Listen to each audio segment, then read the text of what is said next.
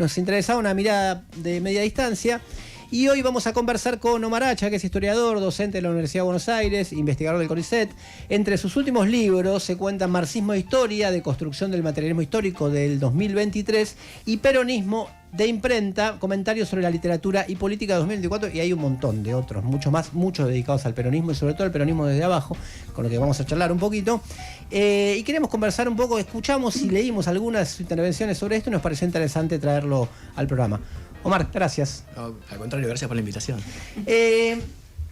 ¿Sabes qué? Me interesó mucho la discusión, y la tomamos en algún momento en este programa, sobre el uso de Milei y la historia. Primero sobre el uso que él hace, pero igual lo más interesante que me pareció bueno de un texto tuyo es sobre lo que, digámoslo así, no se debería hacer para tratar de refutar, digamos, o intentar refutar todo el tiempo su uso de la historia, ¿no? Y sino que habría que pensar cómo ponerle otra cosa. Primero, cómo ves, digamos, a lo largo de este tiempo, qué uso hizo este proyecto político de esa dimensión ideológica o histórica del país. Y segundo, cuáles son las pistas para decir, bueno, ¿qué tendríamos que discutir sobre eso? ¿Está refutando hecho por hecho o qué tendríamos que hacer?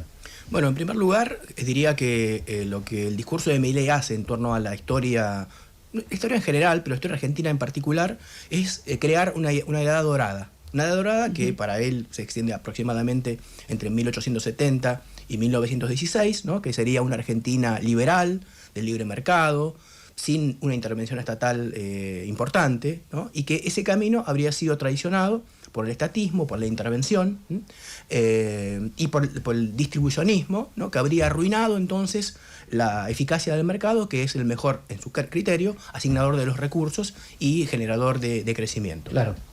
Entonces, lo que procura es volver a esa misma lógica, ¿no? Donde es el Estado el mercado es el que organiza todo.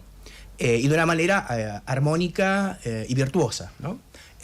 Por supuesto, y ahí voy a la segunda parte de la pregunta, uno podría decir que esa representación del pasado es muy defectuosa, en el sentido que no corresponde con lo que conocemos del periodo, en la medida en que fue el Estado, por ejemplo, que se inicia con el gobierno de Roca en 1880, un Estado que promovió la educación pública, que generó la separación con la Iglesia, ¿no? Claro. Y que por otro lado venía ya traccionando medidas de incentivo a la inmigración, a la inversión, por ejemplo, en ferrocarriles, de inversiones extranjeras, ¿no? Para generar las condiciones de un desarrollo económico, la construcción del mercado de trabajo, etc. Entonces, habría un déficit historiográfico, se puede decir, en Milei. Pero lo que yo decía en esas notas que publiqué en torno a la discusión de los historiadores es que, y esta es una imagen más, una posición más filosófica, y es que en la discusión política la oposición verdad y falsedad no es completamente eficaz.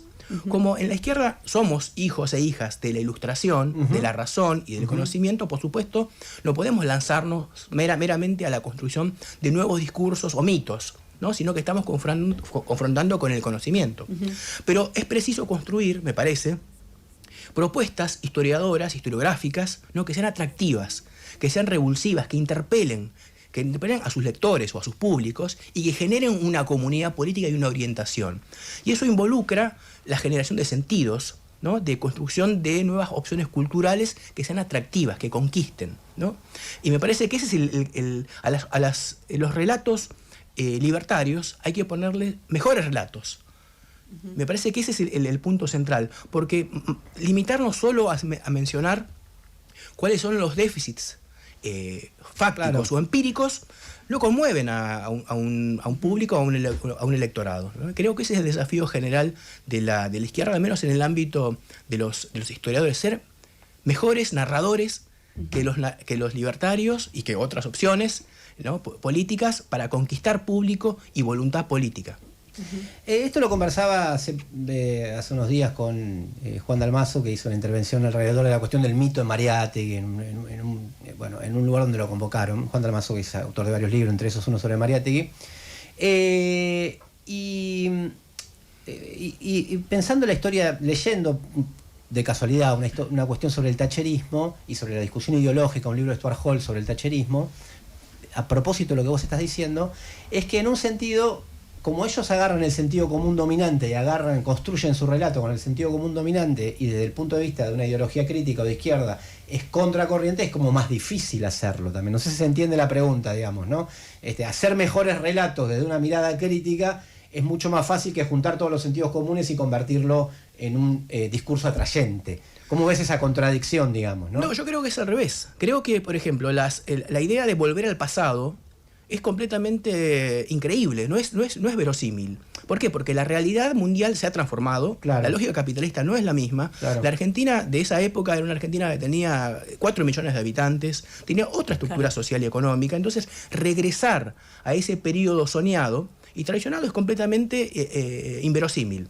Y me parece que lo que aquí se plantea es que, desde mi punto de vista, y por razones que quizás podemos conversar luego, las perspectivas de la izquierda hacia una realidad completamente diferente son mucho más creíbles que, por ejemplo, que se puede eliminar el Banco Central. El Banco Central en ningún país más o menos relevante de este planeta se puede eliminar por razones internas de la lógica económica, el lugar de cada país en un mercado mundial, etc. Claro.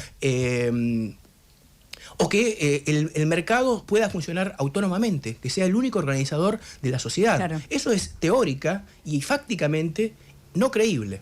Y sin embargo eso triunfó y hay sectores importantes de la población que lo creen y siguen apostando por eso, ¿no? Por eso la idea de la motosierra infinita.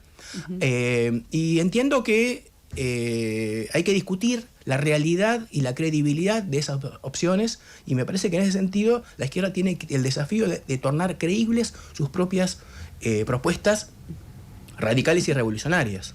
En ese sentido, vos escuchaba una entrevista en la que decías algo que me pareció muy interesante, que es que es cierto, ¿no? O sea, las ultraderechas tienen esta narrativa, ¿no? En la que hablan de un pasado glorioso al que supuestamente hay que volver, pero en realidad el corazón de lo atractivo que proponen es una propuesta de futuro, ¿no? Y que más bien habría que contraponer eso. En el sentido de lo que añades, o sea, ¿qué elementos te parece, o de las propuestas de la izquierda, eso, que tienen que ser parte de esa propuesta de futuro o de propuesta de transformación? Bueno, a mí me parece que esto depende de varias cosas, ¿no? Primero, una caracterización general de por qué surgen estas extremas derechas exitosas en el plano global, en el plano al menos hemisférico. Y después la otra discusión más de coyuntura nacional. Me parece que la explicación que a mí me parece que se me presenta más convincente es que la sociedad capitalista se encuentra en un problema, que es el problema que no puede reconstituir una tasa de ganancia acorde a lo que fue en el periodo de sus gloriosos 30 años, del 50 al 80. Entonces hay una tasa de ganancia que está en baja o que está estancada, ¿no? Que no logra resolver o recuperarse de la crisis, incluso del 75, y la crisis del 2008 es una manifestación de esas dificultades, ¿no? Y sin embargo hay un desarrollo de las fuerzas productivas. Esto deriva en una dinámica capitalista desigualitaria, ¿no? Si en un periodo que yo mencioné, después de la segunda posguerra, claro, pudo redistribuir un cierto margen, ¿no? Un poquito más integrador, digamos. Claro, ¿no? Esa realidad se ha transformado por estas condiciones económicas que señalaba, pero por otro lado, porque ha desaparecido un desafío sistémico al orden capitalista. Porque más allá de lo que uno pueda discutir respecto de cuánto de comunista tenía la Unión Soviética, claro, para los propios capitalistas es una presión que los condujo a ceder, y esa cesión, claro, fue el estado de bienestar, o el estado benefactor, que en la forma argentina fue la del peronismo. Bueno, esa amenaza se ha desaparecido, ¿no? Se observa desde el punto de vista de los capitalistas un peligro desde una izquierda socialista, y entonces ahí surgen estas opciones que están acompañadas, y ahí paso a la dimensión nacional, por lo que yo llamaría una crisis del centro. La crisis del centro es que todas las condiciones que hacían posible una postura política mucho menos o mucho más flexible respecto a cierta redistribución se han modificado. Se han modificado por cuestiones que se tienen que ver con la propia dinámica de la evolución del tejido productivo. En la Argentina, por ejemplo, todo aquello que sostenía la promesa peronista de una clase obrera industrial, ¿no? Con pleno empleo, con grandes sindicatos, con capacidad de presión y organización, se ha desmigajado, o sea, se ha desarticulado, y esto es lo que explica digamos, la debilidad de los sindicatos hoy, claro, y de la CGT. Entonces, existe una dificultad orgánica para volver al pasado. Y me parece que eso es lo que exige una opción de futuro. Porque no se puede regresar a esa Argentina de mediados del siglo XX, cuya estructura económica y social está desfigurada, ¿no? Entonces esto lo que plantea es crear una nueva opción. Entonces, ante la crisis del centro, que está siendo devorada por la ultraizquierda, esto es lo que es el PRO, ¿no? Que está siendo fagocitado por la ultraderecha, me parece que la única opción viable es construir una opción de izquierda radical. Estamos conversando con Omar Hacha, que es historiador, docente de la Universidad de Buenos Aires, autor de muchos libros. Estamos hablando obviamente sobre lo que ya conocen más o menos quienes escuchan este programa, que conversamos sábado a sábado, que es una mirada un poco a media distancia de este proyecto de las derechas. Te escuché y sé que no te parece muy productiva la discusión en términos de diagnóstico, pero sin embargo hay gente que lo sigue planteando como parte de combatir políticamente, ideológicamente a este gobierno, que dicen, che, reconozcamos una vez que es un poco fascista, que es fascismo o que está armando un fascismo. Lo que quieras, si te parece, ¿por qué no te parece si te parece productivo o no? Y qué en términos comparativos te parece que es útil o inútil, o desde dónde habría que abordarlo, digamos. Sí, te respondería en dos momentos. El primero es la caracterización y la utilidad o no del concepto de fascismo, y el segundo, las derivas políticas o estratégicas que están conectadas, ¿no?, con ese diagnóstico.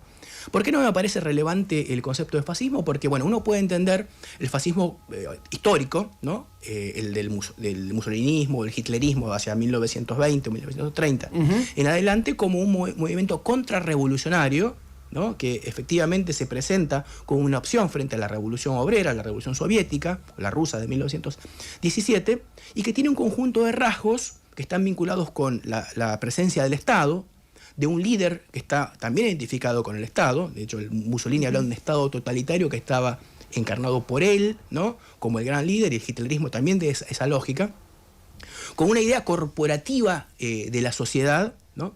Y uno puede distinguir que hay distintos aspectos de lo que es el fascismo. El fascismo como forma histórica, estatal, el discurso fascista, la subjetividad fascista, y ninguno de estos rasgos aparecen en el análisis de estos fenómenos. Me voy a restringir al mileísmo, ¿no?, o a la Libertad Avanza. Sí. No tiene un discurso, quizás puede tener una subjetividad fascista. Uno podría admitir, ¿no?, la idea de la violencia, la destrucción del otro. Bueno, la crueldad que lo dijo antes de ayer. La crueldad, la intolerancia, ¿no? Pero en términos económicos no tiene una estructura fascista, ¿no?, sino más bien mercantilista, ¿no? En el sentido de que es el mercado el que organiza, ¿no?, la sociedad y no el Estado. Y por otro lado, no tiene una idea corporativa de la sociedad. Es decir, que de una armonía que estaría dada por la pertenencia de cuerpos orgánicos a una comunidad nacional. Entonces, yo veo muchos problemas allí, pero la dificultad mayor consiste en la deriva estratégica que esto supone. ¿Por qué? Porque el fascismo, en la medida en que tiene una dinámica, ¿no?, que aplasta a los otros, lo que genera es una reunión de todos aquellos que están amenazados, las fuerzas de la izquierda y las fuerzas del centro, ¿no?, en una unión democrática, ¿no?, en una frente popular que diluye las diferencias de clase internas a la representación de esas opciones políticas del centro y de la izquierda, ¿no?, para enfrentar a la extrema derecha. Me parece que en este caso nos encontramos retomando la idea anterior, ¿no?, que la extrema derecha se está fagocitando al centro, y entonces para mí la opción allí no es la de un frente popular donde se licúen, digamos, las diferencias entre la izquierda y los centros democráticos, reformistas, sino más bien desarrollar una opción nueva a la antifascista. Y esto creo que es lo que nos conduce a reevaluar y volver atrás, ¿no?, de lo que desde 1980 aparecía como una crisis de las izquierdas y el desarrollo de un discurso reformista, centrista, etcétera, para decir que el único combate contra la extrema derecha y estas nuevas formaciones ideológicas tiene que venir de una izquierda mucho más decidida y mucho más radical. Y si no es eso en términos de análisis, y eso también te lo escuché, pero para desarrollarlo un poco más, ¿qué es lo nuevo que introduce el mileísmo, qué es lo nuevo que trajo consigo, digamos, ¿no? Te escuché en algún momento hablar de un voto popular de derecha, por ejemplo, ¿no? Pero ¿qué es lo nuevo que viene un poco del macrismo, es como un poco una radicalización, pero ¿qué es lo nuevo que introduce como fenómeno político? Bueno, una de las opciones que se plantearon después también yo diría, para pensar en la Argentina, ¿no? Después de 1983, fue la crítica de la izquierda en el sentido de que esta no entendería la dinámica específicamente política. Esto Ernesto Laclau, por ejemplo, ¿no? Sí. Lo planteó en términos de una opción populista. Ahora, creo que una novedad de la propuesta más radicalizada de La Libertad Avanza es hacer del voto una mercancía. O sea, la forma mercancía, que es la que Marx encuentra, ¿no? Como la forma celular, dice, que ocupa el conjunto de lo visible en la sociedad capitalista, no es un mero objeto, ¿no? Sino que es una forma que coloniza otras formas y prolongándose en el capital, en el dinero y en el mercado mundial. Y esto no deja nada sin colonizar, sin conquistar. Y me parece que la política aparecía como una zona alternativa. ¿Por qué? Porque el voto ciudadano lo de construir era una comunidad política, y la comunidad política no estaba plenamente mercantilizada.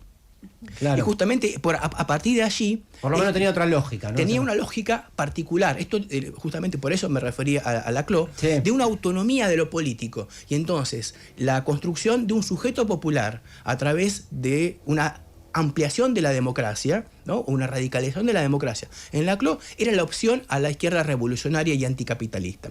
Pero ¿qué ha ocurrido? Ha ocurrido que la forma de mercancía coloniza crecientemente el voto, constituyendo al ciudadano en un consumidor más, que entonces piensa como ciudadano no en términos de construcción de una voluntad política de una comunidad o de un pueblo, sino más bien a partir del individuo egoísta que calcula si ese voto le sirve o no como una mercancía más. Y eso lo que hace es que esa promesa del populismo democrático de izquierda, de Laclau, en realidad haya fracasado como una opción, y que el populismo, la lógica populista, en verdad, hoy ha sido tomada por las derechas. Ese es el gran escándalo teórico, diríamos, del posmarxismo, ¿no? Pero justamente me parece que... Laclau realizado por el lado equivocado de la historia. Exactamente, ¿no? Uno podría discutir más sobre eso, claro. Pero lo que a mí me interesa para pensar es que, como una perspectiva de izquierda, es que recuperar la acción política lo que implica es no solo retomar la opción de la democracia y de la política, de la autonomía de la política, sino también cuestionar la forma mercancía que ha destruido la posibilidad de lo político para constituirse una barrera para el mero imperio del capital, ¿no? Y justamente eso es lo que hace que uno no pueda ya descansar en una suerte de promesa de recostarse en el parlamentarismo o en el reformismo democrático, sino que esta fusión de la economía y la política es lo que implica, lo que abre, ¿no?, el camino para una mutación, una transformación que ya no puede ser solo política, sino también tiene que ser sistémica, porque tracciona el conjunto del orden social capitalista. Y justamente creo que la opción del mileísmo o de La Libertad Avanza es mercantilizar radicalmente todo. La educación, el hospital público, la universidad, pero la vida cotidiana, ¿no? Entonces cada individuo reducido a su individualidad egoísta es lanzado como una unidad más, ¿no?, en la competencia mercantil. Creo que esa es la novedad. En ese sentido, y no sé, con alguno de los invitados anteriores lo charlábamos, como que tiene un proyecto totalizante, ¿no? Es revolucionario. Claro, que tampoco la respuesta puede ser corporativa, sindical, sectorial, claro, etcétera, sino que como que se tiene que retomar otra vez la idea de universalidad de una política de izquierda en general, ¿no? Y que ellos lo dicen, ¿no? Ese discurso contra los zurdos de mierda, y cuando Milei dice no le puedes dar un milímetro a los zurdos porque te van a reventar, y me parece que no solo manifiesta el carácter revolucionario que tiene su propio discurso, y que un sector importante, yo no diría todo porque el voto mileísta, que es el gran enigma, me parece, es muy complejo, pero que abre la posibilidad de que lo único que puede combatir a un proyecto revolucionario es un proyecto contrarrevolucionario. Ahora, y justamente ahí es donde se invierte un poco la lógica con el fascismo, porque el fascismo del siglo XX aparecía como una contrarrevolución, claro, respecto de la revolución obrera, pero en sí mismos ellos eran revolucionarios. Y de alguna manera se ha invertido. Es decir, ahora la revolución viene por la extrema derecha y la izquierda tiene que ser contrarrevolucionaria para hacer su propia revolución. Es un fenómeno histórico muy interesante. Sí, estamos conversando con Omar Hacha, historiador, docente de la Universidad de Buenos Aires.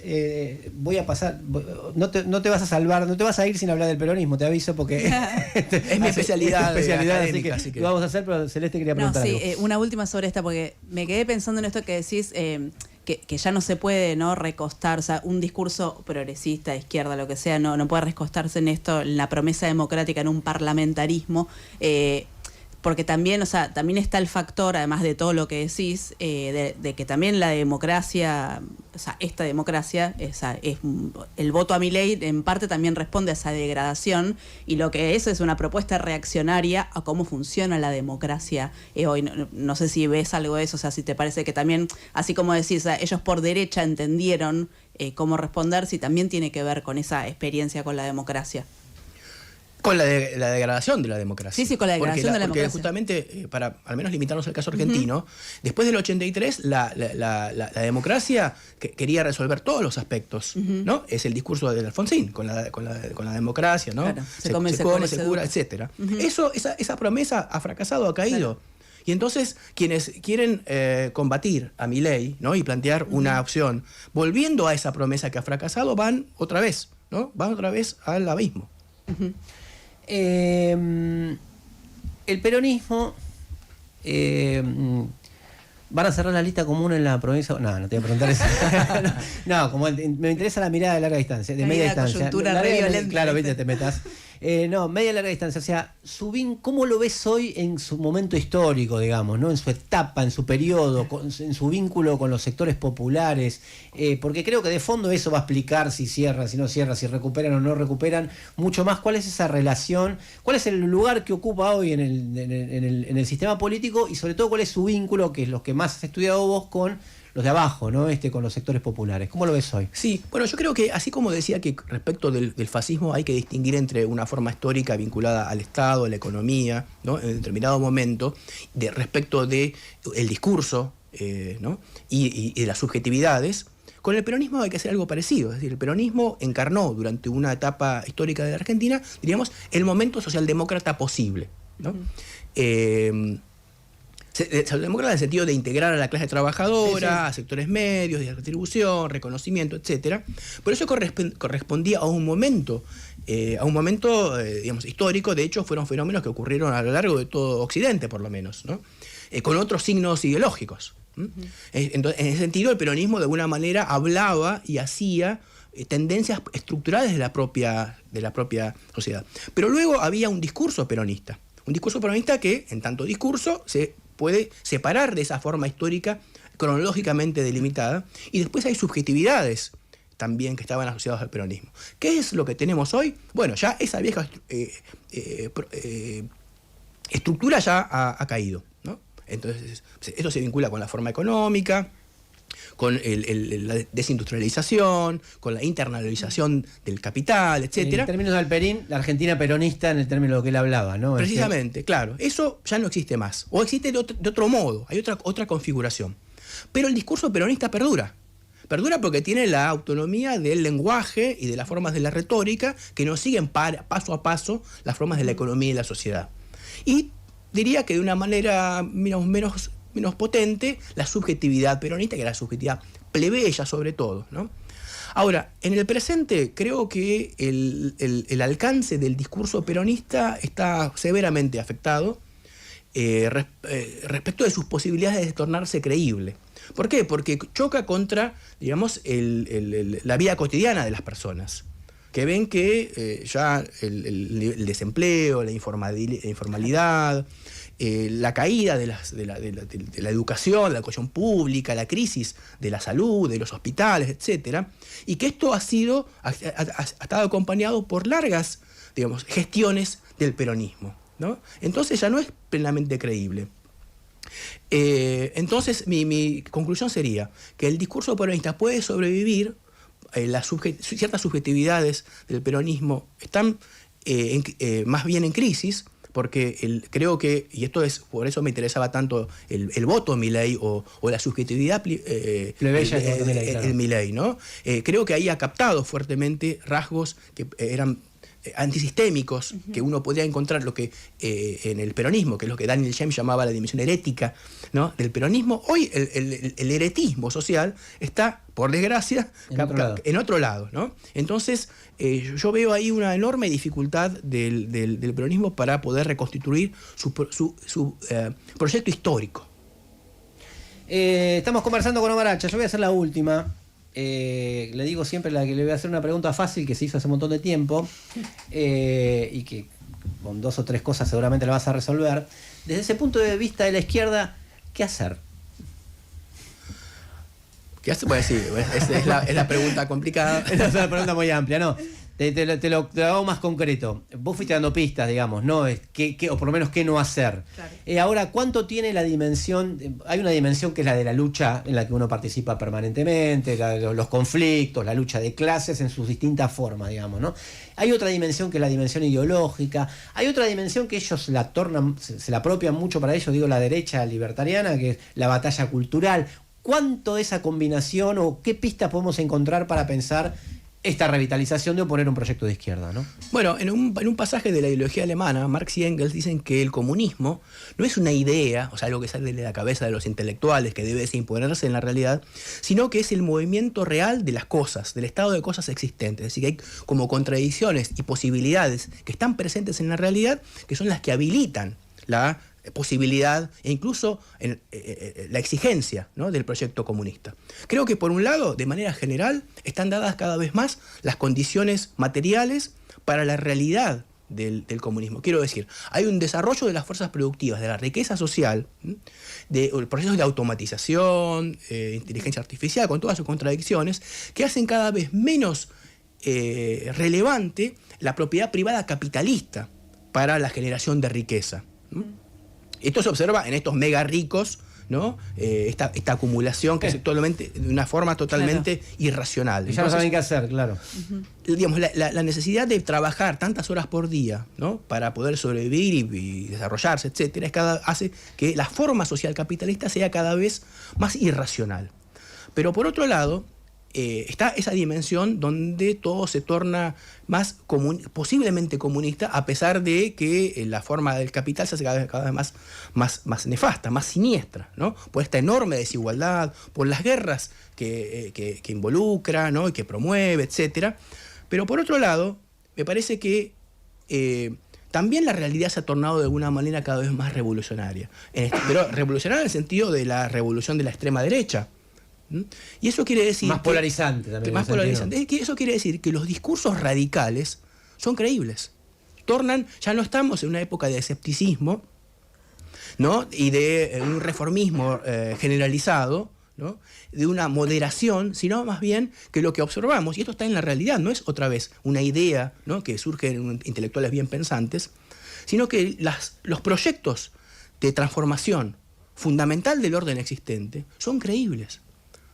Y ahí me parece que existe una posibilidad, una potencialidad, que un discurso de la izquierda, que en lugar de moderarse, se radicalice y que presente de una manera creíble una realidad alternativa, se torna una potencialidad. En ese sentido, me parece que las izquierdas no tienen que moderarse y aliarse con el centro, sino más bien tornarse cada vez más radicales y más revolucionarias, porque eso es efectivamente lo que la propia realidad cotidiana, ¿no?, y la actualidad están exigiendo.